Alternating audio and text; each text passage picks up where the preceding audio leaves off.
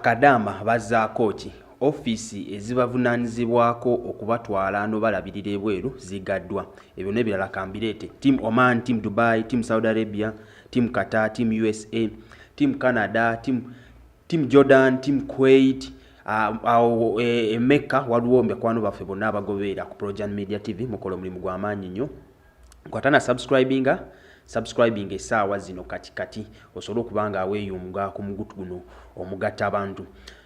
Ebbanga eriyise emabega wabaddewo ebintu ebyetabula bulungi mu mirimu gy'abakadaama gino. Ffenna tubadde tujja tubigoberera no Projan Media TV, tubadde tukolera emboozi ez'enjawulo.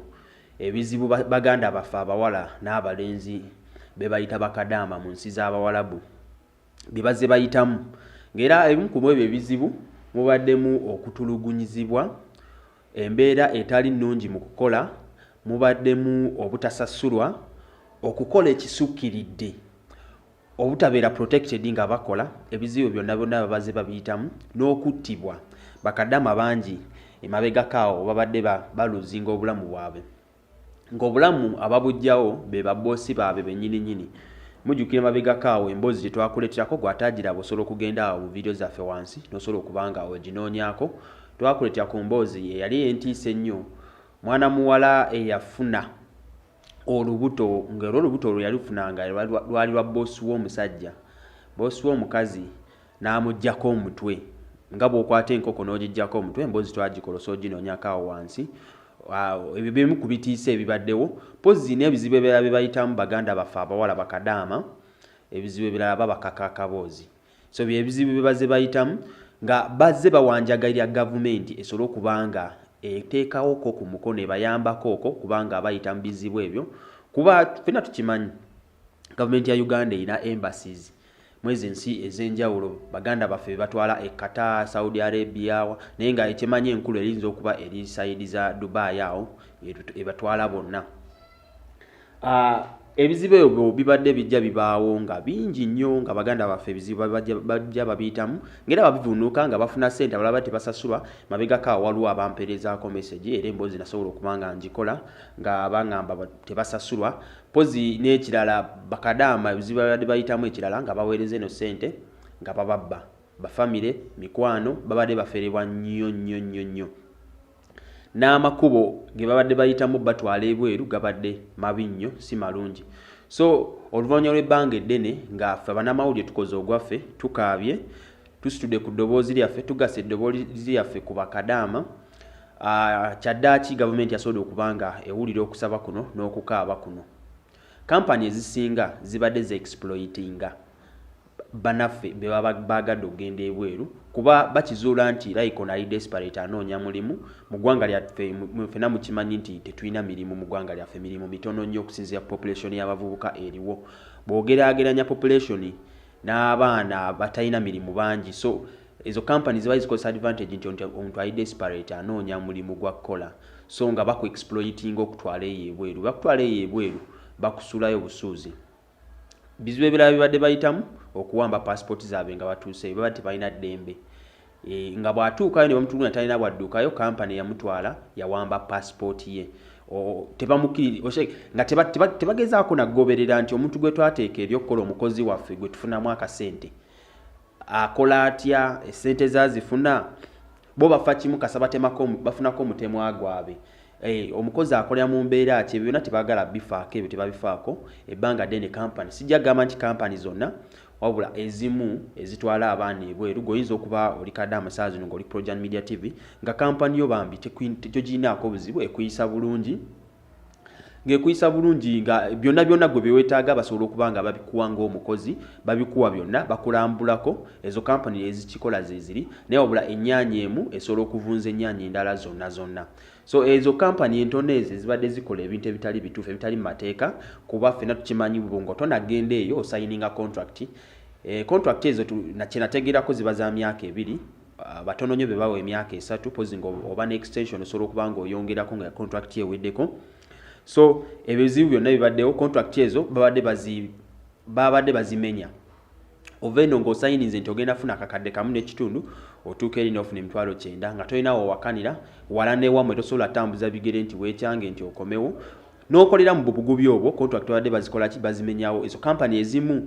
So government yasobola okuba nga etunulire ebintu ng'ebyo, government ng'eyita mu kitongole kyayo ekya Ministry of Labour and Gender, basobola okuba nga bangidde ne ba-observing ebintu ebyo paka we batuuse kuzikiziganya nti zino company basukwe baziwumuze mbaziggale, wabula tebazigadde kyenkomeredde, wabula bazigadde akaseera akatali kagere basobole okuba nga batereeza emirimu gyabwe, basobole okuba nga batereeza abakozi baabwe we bakolera, basobole okuba nga batereeza enkola yaabwe, obubbi bukendeere.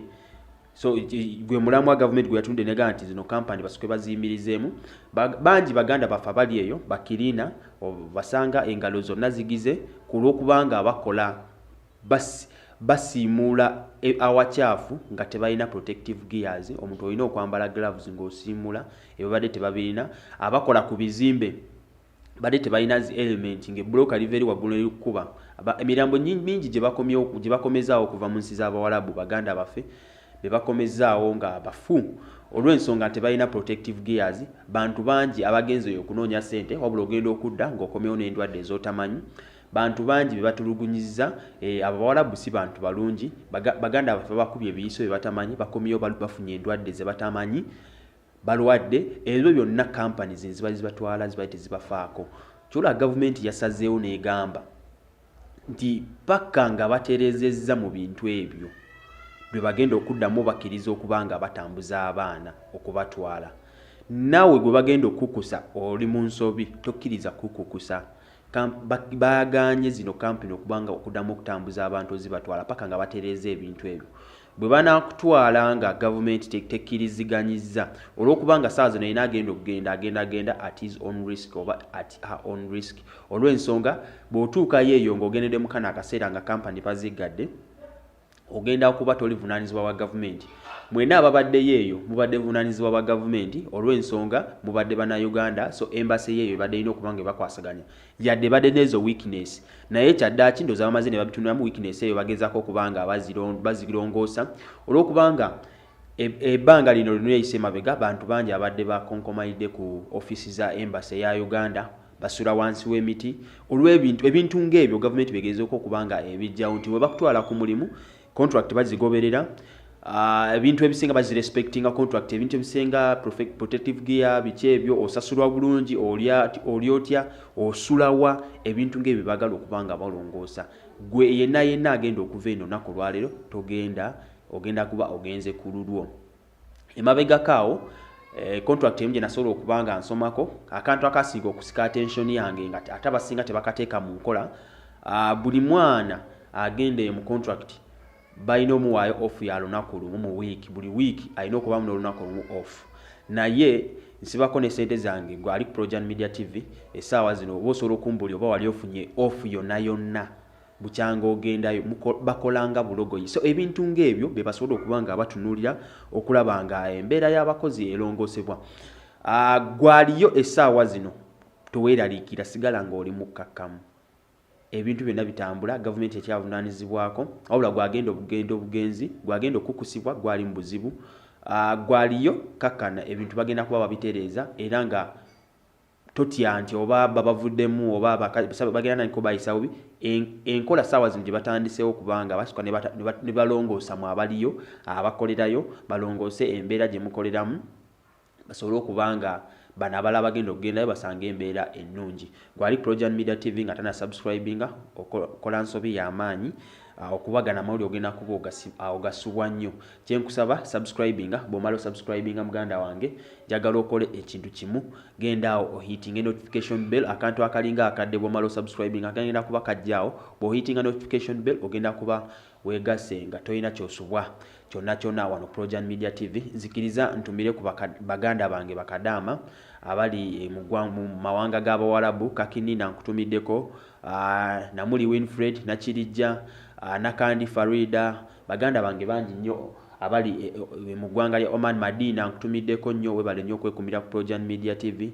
Naalongo Musawo Ajjati wange webale nnyo okwekumira ku Projan Media TV okola omulimu gw'amaanyi nnyo zaawedde. Kutumiddeko nnyo, webale nnyo okwekumira ku Projan Media TV okola omulimu gw'amaanyi nnyo.